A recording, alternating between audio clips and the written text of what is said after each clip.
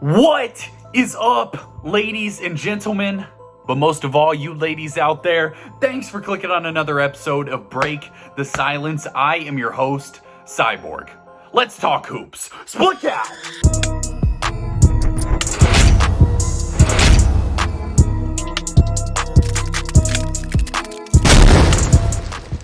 We just had a ton of NBA basketball. I took a couple days off for Thanksgiving, got to spend some time with the family, really enjoyed that, but we are back in full force and we're ready to grind harder than ever. There was a ton of basketball on tonight, and there were four main games that I focused on, and we're going to try to break down a little bit from each of them.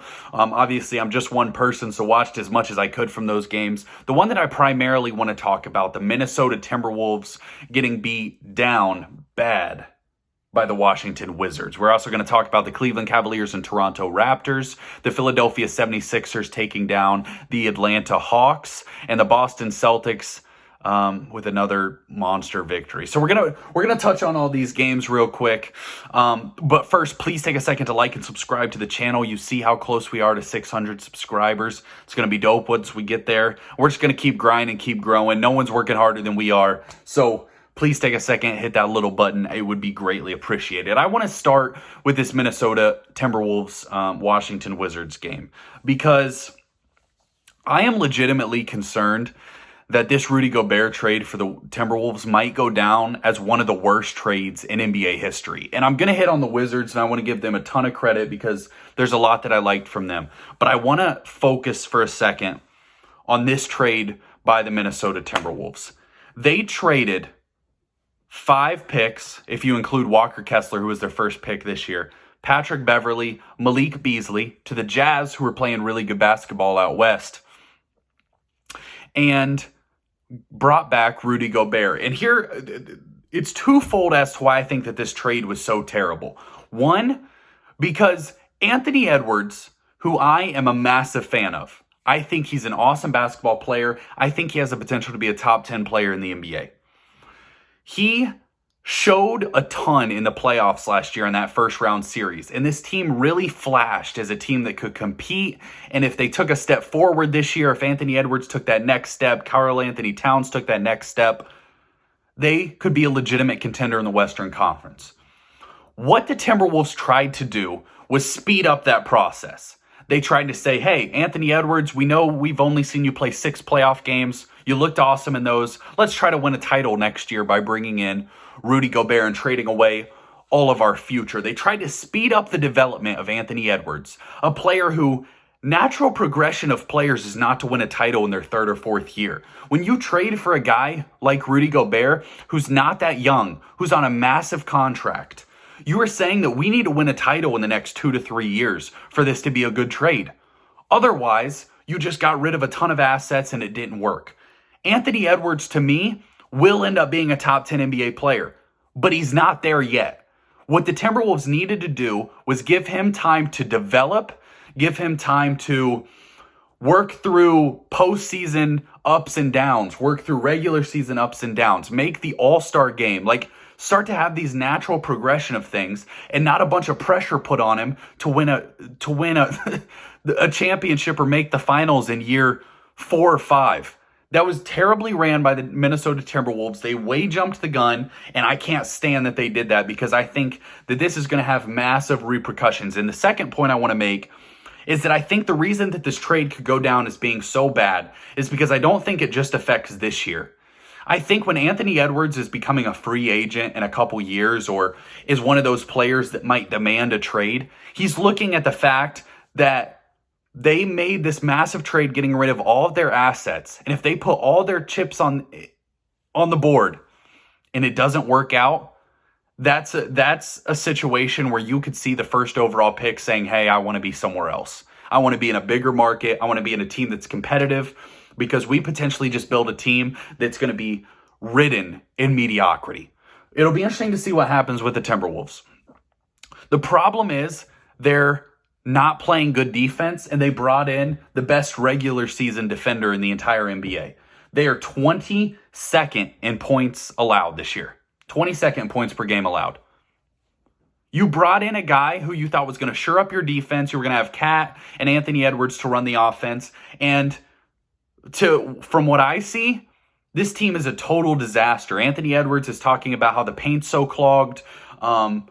Karl Anthony Towns is now becoming like a three-point shooter. Gobert, like they just don't know how to play. It's just a mess. It was a massive chemistry experiment that seems to have gone horribly wrong, and I hate this for Anthony Edwards.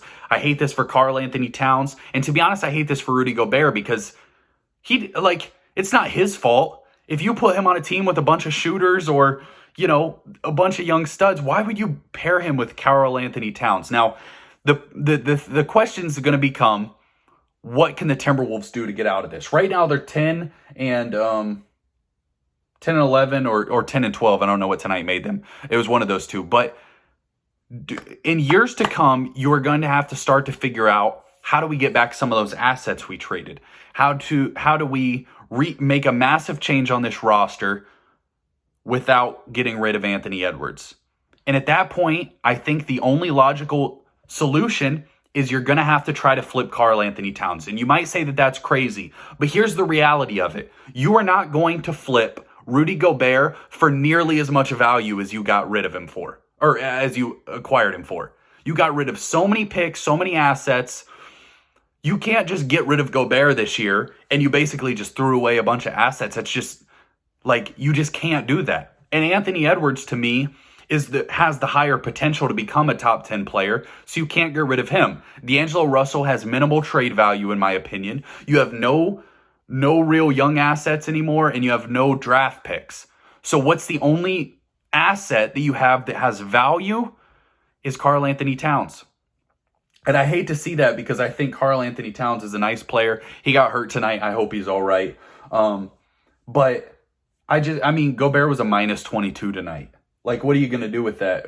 Anthony Edwards gave you 29 points, 8 rebounds.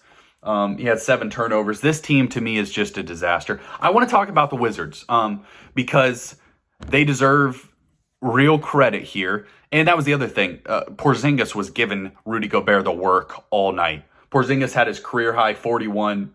Why are you bringing Gobert in if he's not going to solidify your defense? The Washington Wizards got 41 from Kristaps Porzingis, 23 from Kyle Kuzma, and 22 from Bradley Beal. The thing that I talked about, I did a video earlier in the season when the Wizards played the Celtics. And I talked about what I wanted to see from the Wizards early on is, can Porzingis become some resemblance of the player that we hoped he could be? If you remember a couple years ago, when Porzingis was in his second, third year in the league, there were legitimate conversations on ESPN, major sports networks, saying, is Kristaps Porzingis a top 5 player in the NBA? Does he have potential to be a top 5 player in the NBA? This is the conversations that were being had about this man. He was a 7'3" guy who could shoot from anywhere, had a low post game, could block, could move well. Like I said, good interior defense. So could this guy be a legitimate player? And that's what I think is vital to the Wizards this year. If they want to reach if they want to reach, 4 to 5 seed in the Eastern Conference, which right now they're within striking distance of. If you want to reach that level in the Eastern Conference, Porzingis has to play like an all-star. Bradley Beal, you know what you're getting from him, elite scoring. And then you want to get consistency from Kyle Kuzma. He's a little up and down of a player, but they have guys that I like. They have Will Barton that they added. They have Monty Morris that they both got in a trade for KCP. And then they have some young guys that you'd like to see, maybe take a step forward in Denny and then Rui Hachimura, who didn't play tonight. But this Wizards team, I like them all right. I think when you sign that Bradley Beal contract, I don't know that you win a title with Bradley Beal as your best player. But I do think if you start to surround him with real talent, you at least can compete in the Eastern Conference. And if you're at that level you can compete, maybe you get a little lucky. Maybe you play the Bucks in the second round and Giannis misses 2 games. Maybe you play the Celtics in the Eastern Conference Finals and Tatum's a little banged up. There's scenarios where you can get a little lucky and advance a little farther than maybe you'd expect. So this Wizards team, I feel like you got to be pretty encouraged by the way that Porzingis is playing, and I think that's what's important with the Wizards. They need to start to build the rest of that roster, maybe from the development of some of their young guys. Quickly want to move on to a couple of the other games we watched. The Boston Celtics offense is unbelievable. They put up 140 without Jaylen Brown, and last night they put up 130-something without Tatum. That offense, that Boston Celtics team is a real force to be reckoned with.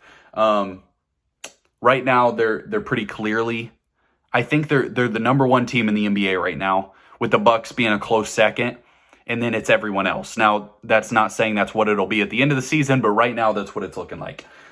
Move on quickly to the Cleveland Cavaliers, Toronto Raptors. Now, the Cavs have been struggling lately. Even they won the other night against the Pistons, but they barely pulled it out against a Pistons team that was missing Cade Cunningham, Jaden Ivey, Bojan Bogdanovic, and I think Isaiah Stewart.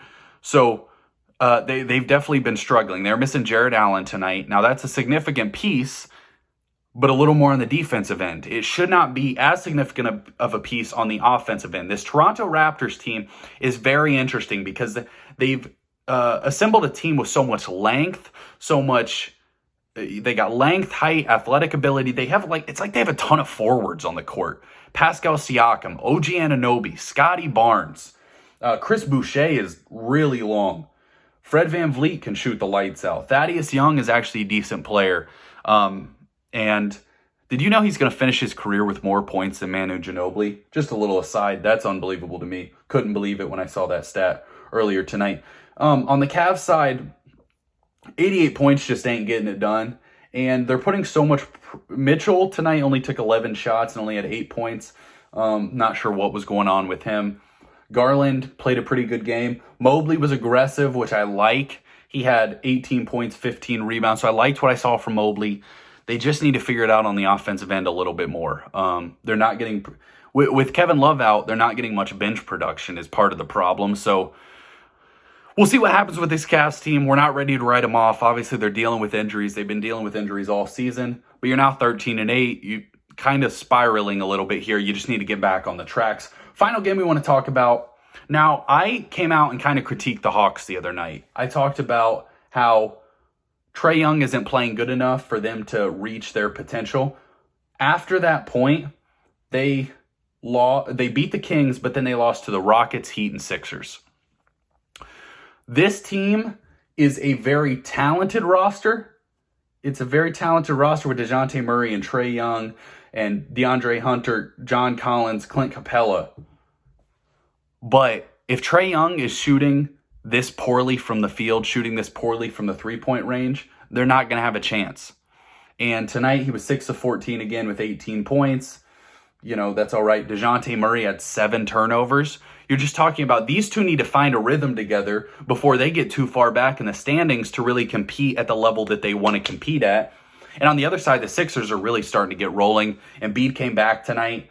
He gave you 30. Tobias Harris has been playing better. He gave you 24. Shake Milton gave you 21. So the Sixers team, if you're a Sixers fan, I'd start to feel encouraged about this roster because they have played much, much better over the second part of this season we've had so far. The first half of what we've had so far, they were terrible, and they are starting to get on track. So a lot of basketball going on, a lot to look forward to. I believe Kevin Durant gave us a 40 burger tonight. Let me see what he finished with.